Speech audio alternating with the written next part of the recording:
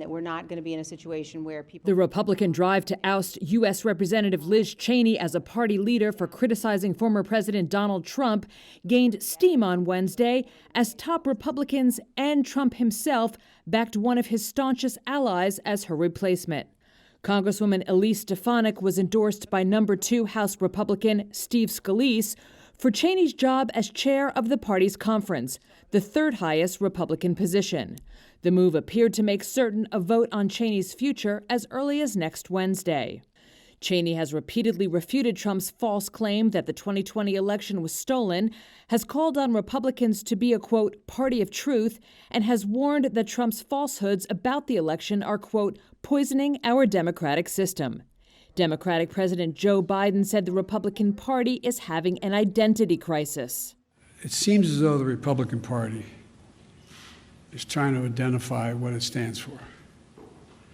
And they're in the midst of a significant sort of mini revolution.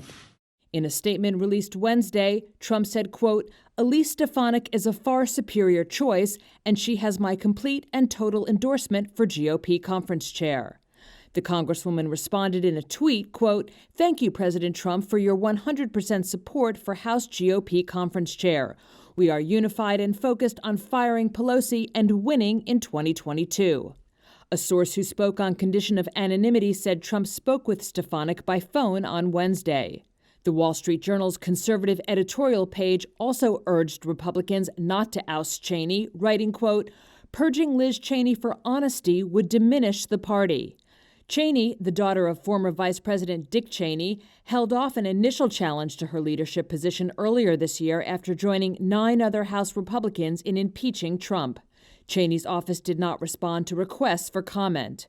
But she penned an editorial Wednesday afternoon in the Washington Post in which she showed no signs of backing down, writing, quote, Trump has never expressed remorse or regret for the attack of January 6th and now suggests that our elections and our legal and constitutional system cannot be trusted to do the will of the people.